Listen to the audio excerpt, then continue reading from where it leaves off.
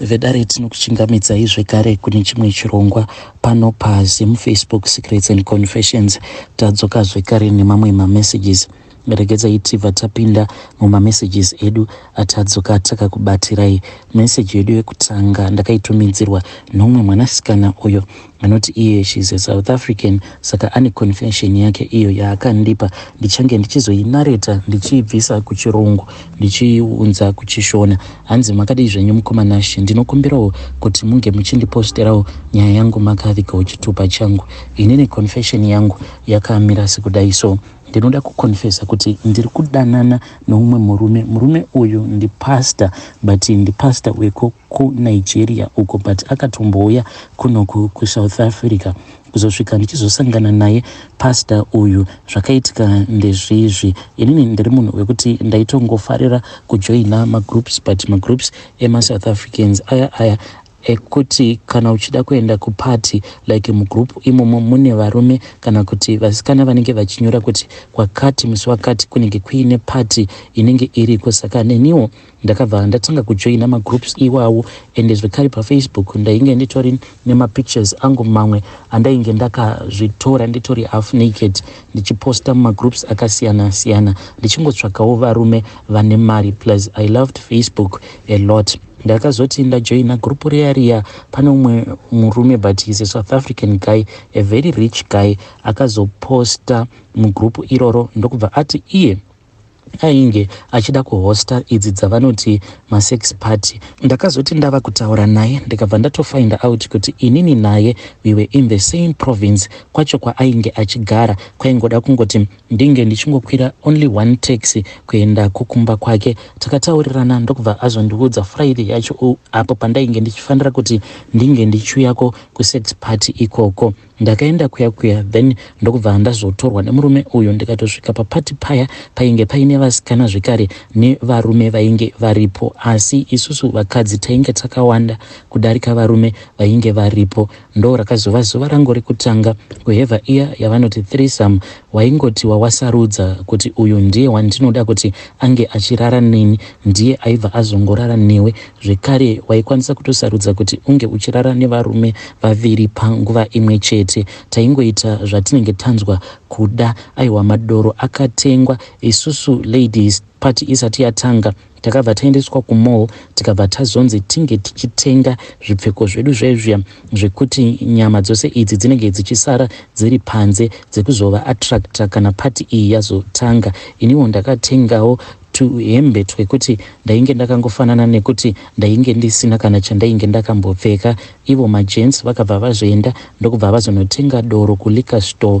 Zvino zuva rakazoti rarereka ndokubva tazotanga kunwa doro paipai, having a nice time. Kwakazoti kwati tsva, then bonde rikabva razotanga kuchirohwa. Kwakarohwa bonde usiku hwose. Mangwana acho makuseni patakazomuka nekuda kwekuti taita bonde iri tichipota tichinwa, ende ivo varume ava vemari dzavo vainge vachitora drug riya rinonzi cocaine, saka rainge richivapa simba rekuti varambe vachingoita bonde usiku hwose. Mangwana acho patakamuka ndakati ndichitarira makondomu ainge aripo akazara pasi, ndikabva ndaona kuti maprotector awa mazhinji acho ainge akangorakidza kuti hongu akavhurwa akashandiswa, but ndezviya zvekungoti maybe murume aingoshandisa protector iroro kuda kwemaseconds obva atoribvisa, mubva matotanga kutoita yeke muchitongoita nyama tunyama. Asi sezvisinei ndakabva muchitongoita yeke nyama tunyama. Takazoti tapedza party iyi, then iye murume uyu akabva azoti organizira transport. Inini ndikatoya ndikabva ndazodropewa pamba. Saka ndakangoramba ndichingo experimenta ndichingoti murume anenge aposta zvaanenge aposta, anenge achiti ari kudawo someone for a sleep over, ndaibva ndamucontacta ndobva ndaita hook up naye ndoenda kuya ndobva ndanoita weekend zvangu nemunhu iyeye tichingonakidzwa. Kuzosvika one day pano mumwe muchinda uyo akatongoisa post yake akatongoti ari kutongotsvakawo a lady to love. Saka vanhu vazhinji vakabva vamuseka because iye anonymous uyo akangosenda post yake pasina picture. Inini ndakabva ndazongoita zvivindi zvekuzotaura naye. Mukunotaura naye I found out kuti the guy iye anobva kuNigeria. Ndikabva ndanzwa hana yangu ichirova ndikati haasiriwo masikamazi awa andinogara ndichingonzwa achitaurwa nezvavo, but ndakabva ndazongorovera mwoyo kudombo ndikangoti chauya regedzai ndinge ndichingotaura naye. Takataura paya kudzamara azondipa mafoni numbers ake akati ngatitaurei kuWhatsApp. Ndakazoti ndaendako kuWhatsApp kuya ndokubva anditumidzira selfie raainge ari muLamborghini yake. Ndikabva ndati zvimwe kuda mapictures enhema, ndikabva ndati make a video call. Munhu akabva atondiitira video call ndikatomuona kuti zveshuwa munhu uyu ari kutodriver a Lamborghini, and I then fell in love with him. Ndokubva tatanga kudata. Dzimwe nguva taitomboita aya mavideos aya ekuti tinenge tichitoita bonde, iye ari on the other side iniwo ndiri on the other side, until he told me kuti iye he is a prophet, a man of God ikoko kunyika kwavo kuNigeria ikoko, but haana zvake church yakaita hombe. But this guy later on ndakazofind out kuti iye ainge ari n'anga, like sekuru vake even baba vake vainge vari n'angawo. Saka iye nguva yake kuti ange achizoita un'anga yakazoti yasvika. Iye what he told me was that akazofind out kuti vanhu vazhinji izvi zvekuenda kudzin'anga havachazvifarire, saka zvavanosarudza ndezvekuti vange vachienda kudzichechi idzi dzinoperforma a lot of miracles. And iye akabva ati vanhu vazhinji vanowanzokuya kun'anga vachida kubatsirwa, vanhu vazhinji ivavo vanenge vari vanhu vanenge vasina chavanenge vainacho. Saka akabva afind out kuti vanhu vazhinji vanofarira zvekuenda kuchurch vanenge vari vanhu like vanenge vaine mari dzavo, madoctors, maprofessional. Saka iye akabva atoti it was far much better kuti ndinge ndichiita izvi zveupastor, then achiita zveupastor izvi achinyepedzera zvake like he is a man of God, but iye achiita zveun'anga. So kunyangwe mamiracles aiti anoperforma, iye aiti mamiracles iwawo ndinotomaperforma ndichishandisa masimba iwawawa andakasiyirwa nasekuru vangu, masimba eun'anga. Saka ndinotonzwa tsitsi, especially a lot of people vanoendawo kuchechi vazhinji vacho havatombozvizivi kuti mapastors avo awa mazhinji acho ava vanoita zveshamiso kana kuti vanoporesa vanhu. Vazhinji vacho inini kuona kwangu ndinoona sekunge vanhu ava ivo vanoshandisa like masimba avo iwawo, masimba awa eun'anga, sezvandakaudzwa naprofeti ivavava vachindipawo confession yavo. Saka takazongoramba totaura ivo vainge variko kunyika kwavo ikoko, inini ndiri kunoko. So pane pamwe pavakazondiudza kuti vainge vachiuya kuvacation, vakati ndiri kuuya kuvacation ikoko, saka ndiri kuda kuti ndinge ndichizova newe pandinouya ikoko. But vainge vachiuya nemhuri yavo, vakauya nemhuri yavo nevana vavo for his vacation. Then ivo pavakauya kunoko vakabva vazongobhuka another separate room yainge isingazivikanwe nemudzimai wavo. Inini ndo mandainge ndiri museparate room imomo. Then vaizoti paya pavanenge vawana mukana vaibva vazoya vachindiona. But chakandishamisa ndechekuti with all the money that he had sent to me, because kunyangwe izvi zvekunzi Western Union ndainge ndisingatozivi kuti kune chinhu chinonzi Western Union. Murume uyu ndiye akatoita kutotanga kunditumidzirawo mari neWestern Union. I was very confused, asi ndakazoenda ndikanoiburitsa mari iyoyo kuAbsa, vakatonditi nditange ndavhura a bank account kuti mari iyoyo ndinge ndichizokwanisa kuiwana. So ndakashamisika kuti nemari dzose idzo dzaakanditumidzira over the internet, but now haasi kuda kurara neni. It turns out kuti mhiko dzake dzaakaita, mhiko idzi idzo dzinongoda kungoti iye ange achingorara nemudzimai wake chete. Kana akangorara neumwe munhu asiri mudzimai wake, zvine zvichitoreva kutoti anenge atoputsa mhiko dzake. Saka iye akati handikwanise kurara newe. Akangondiudza kuti pamusoro pemari iyi yandakupa ndichakupa zvekare imwe mari. Saka iye akazoti abuda ndokubva azonditi bodyguard wangu ndiye achauya achikuudza everything that I want you to do for me. Then bodyguard wacho ndopa akazouya paya.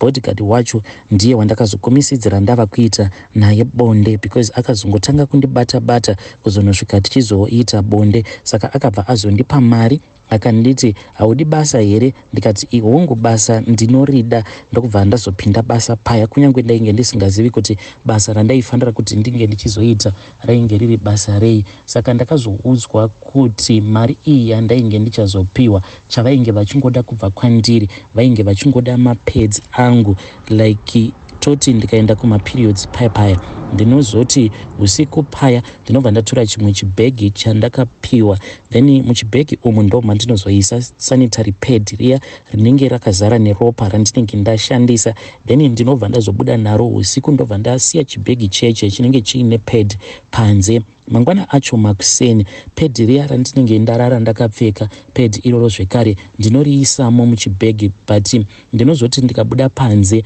ndinoona kuti muchibhegi muya pad randinenge ndarara ndakaisamo muchibhegi, pad iroro rinenge ratonyangarika. Hamene kuti mapads awa anoenda kupi, but I suspect kuti ivo prophet ava vanenge vanoshandisa ropa rangu rekumwedzi kuti vange vachiita mamiracles avo. Saka zvakazoitika ndezvekuti ndakabva ndazomova out of my mom's house because vainge vava kungondibvunza kuti mari yose iyi uri kuiwana kupi, since ndainge ndatotanga kuvarinovetera imba yavo. Ndikati pana parigedza ndinge ndichiita semunhu akangwara, ndokubva ndabva kulocation ndikauya ndikatanga kugara kunoku kusiri very accessible kunani zvake. Mama ndakabva ndavanyepera ndikati ndava kushanda kuMTN, mashops aya anoita zvekutengesa maphones nemacontracts. Ndikati ndo kwandava kushanda ikoko. Ndakatotenga t-shirt zvekare necap, ndikatozvitora mapictures zvekutoti mama thought kuti zveshuwa ndatowana basa, and she was really excited. Then zvakazoitika ndezvekuti ava baby daddy vangu ava, uyo wandakazvara naye mwana, saka paakazozvinzwa kuti inini ndainge ndava kushanda ndava nezvimari zvangu, then iye akabva azotanga kudzoka zvekare mulife mangu, ndikabva ndamuaccepta. But ndakati ndamuaccepta ndikatanga kuboyekana naye, ndikati uyo hapana kana chaari kumbondipa muupenyu hwangu, ndaingoda kungoti andibvise nzara, but at the same time ndainge ndava kuboyekana naye. I wanted to move on with my life. That was when ava prophet ava pavakazonditi ndinogara ndichikuona uye ndinoziva pfungwa dzako dzose dzauri kufunga, uyo mukomana wako uyu wauinaye, I will not allow you kuti unge uchimudhampa. Ndikati why must I not dump him, because hapana kana chaanombondibatsira nacho. Ivo vakabva vati prophet ava, it is not about zvaanokubatsira nazvo financially, but it is about zvaanondipa spiritually. Saka ndo patimire ipapo. Prophet ava vakanditi mukomana uyu ndinofanira kuti ndinge ndichimuchengeta. Saka kubasa kwake uko kwaainge achishanda ndakamuti asaramba achienda kubasa, and handidi kuti andichite, ndinongomupa mari yaaipiwa kubasa kwake ikoko. Saka semunhu wekuti ane nungo dzake akabva atofara, anotongoswera akarara, and inini anoti kana akauya kumba kwedu, because anogara kumba kwevabereki vake namama vake, saka ane dzimwe nguva dzekuti anombouya kumba for my sleepovers. Anoti kana auya kumba kwangu for my sleepovers, inini ndinototora laptop yangu ndobva ndatonyepedzera kuita sekunge ndinoshanda pacall center, like ndiri kuresolve my issues nema orders, kana like munhu anenge aorder phone online achisangana nemaproblems. Saka iye anotofungidzira kuti zveshuwa ndinotoshanda kuMTN, but chaasingazivi ndechekuti inini ndinoshandisa sikarudzi yangu kuti ndinge ndichiwana mari paya pekuti kana ndiri kumaperiods ndinoita izvo zvandakaudzwa naprofeti ivavava. Hameno kuti mapads angu vanomatora sei uye hameno kuti vanomashandiseiko mapads angu awa anenge akazara neropa. Ende zvimwe zvakandivhundutsa ndizvozvo zvekuti vakanditi ndisawara about the financial gains that I am going to be getting from my baby daddy. I just need to stick by him, nekuti ivo pane zvavari kubenefita kubva kwandiri, even though vasingade kundiudza kuti what exactly is he benefiting kubva kwaari iye mukomana wangu uyu ane nungo dzekushanda. Ndiyo confession yangu iyo, mukomanashi. Hey, vedari ndo message iyo yandakatumidzirwa ichibva kune mwanasikana uyo. Aiti iye I am a South African, this is my confession. Ndiri kudanana ne fake prophet, fake pastor. Anzi pastor ava vaimbova n'anga kudhara ndokubva vazongochinja vakaita switch the sides. Hey, pakaipa kurombera upasta. Hanzi vanotageta maprofessionals. Wakambotagetewawo here neivava vatinoti vana men of God? Kana wakambotagetewa zvokuti wakaona kuti apa dhiri randava kuda kupinzwa dhiri iri ndinenge ndava kuda kutojyiwa mari nemunhu waMwari? Kana wakambopindawo in that situation, please come to my inbox. Rumwe kuda tinokwanisa kutobatsirika nawo. Regedzai tibva taenda panyedo inotevera. Zvakangoma hazvo veduwe. Zvino tichavimba naniko pane message iyo yandakatumidzirwa ichibva kuna vahanzvadzi vedu. Hanzi makadii zvenyu mukomanashe, ndinokumbirawo kuti munge muchindiposterawo nyaya yangu. Inini confession yangu mukoma, it is not about me but confession yemunin'ina wangu ariko kujoni uko.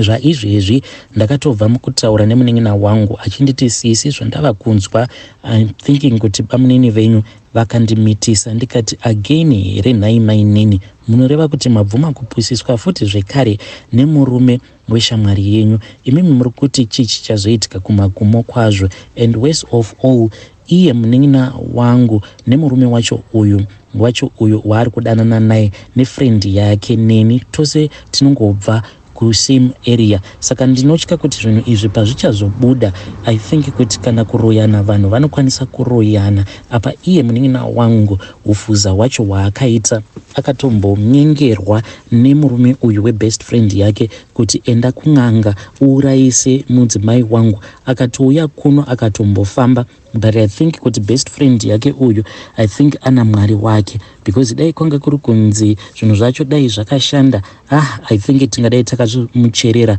muvhu kudhara, because munin'ina wangu uyu akangokaruka adzoka kumba. Inini pandakazotanga kuziva kuti ndo zviri kuitika, because pandakatanga kususpecta kuti munin'ina wangu uyu what is going on in her life, akangonditi sisi pane munhu wandapa mafone numbers enyu ndibamunini venyu ivavo. Ndikatanga kutaura navo kabamunini, but chakandinetsa ndechikuti zita pakamboitika a mistake, because pakatanga kundinetsa ndepekuti pazita apa munin'ina wangu akandiudza rimwe zita, then ivo bamunini ndava kutaura navo ndopavakabva vazondiudza rimwe zita. Ndikabva ndati ndipei mapictures enyu, mapictures akanetsa kubuda, ndokubva ndazombotumidzirwa mapictures emunin'ina wemurume wacho uyu ari kupusisa munin'ina wangu. So ndakabva ndazobvunza munin'ina wangu kuti ko chii chiri kumboitika nhai mainini, ndiudzei. Paainge ava kuno kuzimu apa munhu ainge akazvitakura, ndopaakazondibudira pachena. Ndakabva ati sisi ndo zvakaitika izvi, ndakangotangawo kungodanana nemurume webest friend yangu pavainge vachinetsana kuzosvika tichizopanana pamuviri. Apa mainini havana kundiudza kuti vainge vatopiwa mission nemurume kuti vange vachienda kun'anga. Akaenda kun'anga munin'ina wangu ndokubva adzoka akabata kamwe kapfumo kainge kari kadiki diki. Ndikati nhai mainini, kapfumo ikako muri kuda kukadii? Iye akabva ati ndikuda kubaya munhu. Ndokubva atotora photograph raainge akaprintisa refriend yake. Apa friend yacho yainge yakamira nemurume wake. Ndokubva atobvarura paya, ndokubva azotora chipisi icho chainge chiine friend yake ari oga, ndokubva abaya picture riya nepfumo. Pakabaka moto, but I think kuti uyu best friend yake akazotongochengetwa zvake naMwari wake, but ndo zvakatoitika ipapo mukomanashe. Saka paakadzokerawo ku Joni ikoko ndakabva ndangomukomekedza, ndikabva ndati mainini dai masiyana nazvo izvi, hongu mazvarisana mwana, but dai machingoregedzana naye murume uyu webest friend yenyu, nekuti mangwana zvinokwanisa kuzokonzeresa maproblems panhau idzi dzevarume. I know kuti vanhu vanotosvika pakuroyana, akati ndatodzidza chidzidzo ipapapa, tarai muone kuti ndakapusiswa. Munhu pandainge ndiine nhumbu aiti ari kuuya kuzondireva, but tarai muone kuti ari kungotumidzira mari, iye ari kuti haasi kupiwa mukana wekuuya kuno kukuzimu. Ko kana aida barika, why is it ava kutya kuudza friend yangu? munhu ndokubva adzokirako kuJoni. Vanhu vakaramba vachidanana. Ndikabva ndazosiyirwa zvekare kamwana aka ndini ndakakachengeta. Iko zvino mwana uyu wandiri kutaura nezvake mukoma atova grade 3. Apa vari kutoronga kutoti next year ari kufanira kuti ange achienda kuboarding school. It's either next year kana kuti next of next year. Pamunini vanogara vachitumidzira mari. Ende apa uyu paakazonditi anenge ane pamuviri, ndikamuti unoreva kuti wapamwa zvekare, wabvuma kupamwa chimwe chana apa usati waroorwa, ende kuti uroorwe nemurume wefriend yako hazviite, tinozonyarira pai. Iye akangonditi ivo bamunini venyu vakanditi mwana wangu handisi kuchengeta here, iwewe handisi kukupa here more money more than what you are getting kubasa kwako. Saka ndakabva ndashaya mhinduro sisi, ndokubva vandimanikidza kuti tinge tichipama chimwe chana. Saka mukoma pakadai ndinotoshaya kuti ndoitawo sei nemunin'ina wangu. Ndava kutosuspekta kuti maybe pamunini ava maybe vakatoroya munin'ina wangu kuti vamuite dzenga, because mukadzi akaita sei angasarudza kuti ange achizvarisana ruviri rwose nemurume webest friend yake. Zviriko here mukomanashe? Uye zvinhu izvi pazvichazobuda, inini won't I look like a bad person even kumurume wangu, because wangu murume haatozvizivi. Ndomuudza here murume wangu kuti iyi ndo secret yandanga ndakachengetedza makore ose awa, just in case kana zvinhu izvi zvikazobuda pachena, so that inini murume wangu azongoramba aine trust neni. Maybe anokwanisa kuti kana zvikazobuda zvisingabve mumuromo mangu akazozvinzwawo from somewhere else over ati saka iwewo kana wakachengetedza secret yakashata kudai, what more will you do for me? Please assist me, mhuri yeZimbabwe. Vedare ndo message iyo yandakatumidzirwa ichibva kuna vanzvadzi vedu. Zvakangoma zvaveduwe. Hanzi zvino tichavimba nani. Hanzi munin'ina wangu ari kutorana nemurume webest friend yake. Apa vatopamana futi imwe nhumbu. Pakaipa. If you have your own story kana kuti uine nyaya yako imwe youmwe munhu waunoziva, you can come with your story kuinbox kwangu.